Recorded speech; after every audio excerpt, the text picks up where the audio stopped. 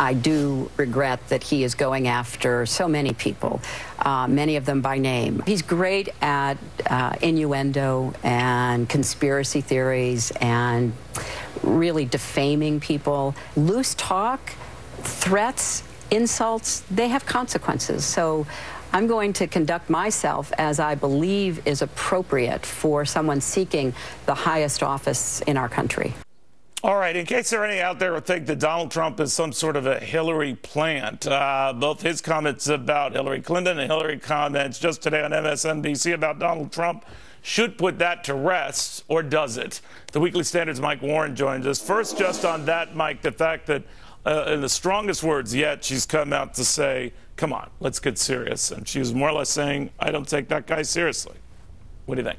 Yeah. Did you notice the smile hiding behind those very serious words she was saying? You know, really wringing her hands over the detrimental effect that Trump is having on the political discourse. She loves this. She loves having the distraction of Donald Trump get the eyes off of her and her scandal and problems with her campaign. And she loves that he's sort of shaking things up within the Republican primary and really making this kind of Republican bigwigs, worry and scratch their heads and figure out, what are we going to do about Donald Trump? So she loves this, and she'll engage in this stuff because, of course, it's better than people talking about her problems. Yeah, there's a point there, but I can also remember a similar kind of arrogant view that was expressed by the Carter folks about Ronald Reagan.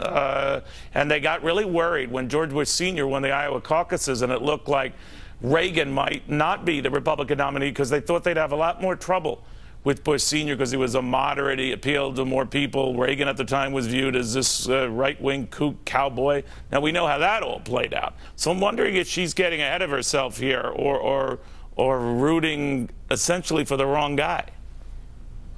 Yeah, I mean, that might be right. I would actually think if Hillary Clinton wanted to run against the weakest Republican, she might want to run against Jeb Bush. I mean, you look at what Donald Trump sort of represents, it's kind of a reaction to the dynastic politics, not only in the Republican Party with Jeb Bush running for a sort of third Bush presidency, but also Hillary Clinton. So, yeah, you do have to wonder, maybe Trump would be a worse opponent for Hillary Clinton. I don't think she's thinking that far ahead. She's got so many of these other problems, and the bulk of that interview on MSNBC was about that email scandal and sort of struggles she's been having. So now she really, kind of dismissed that. She kind of dismissed that. Does not worth a big deal. She keeps her interviews to a minimum, and she also keeps her crowds to a minimum, and these very, very staged events to a maximum.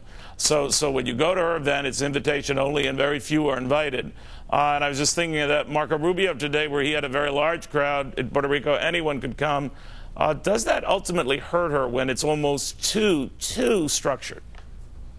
Yeah, I think it adds to all those problems. It's the email scandal, it's the lack of accessibility that she has, where she's not talking to sort of real voters. They're hand-picked supporters or people that she's sort of listening to, but not really listening to. Yeah. And then you just sort of add the problems with she has on the left, and that's why you're seeing Bernie Sanders, which we've talked about before. Real quickly, are any of them beginning to think on the left and the Democratic side, anyone on the Democrat, that there's something in Donald Trump that should worry them too?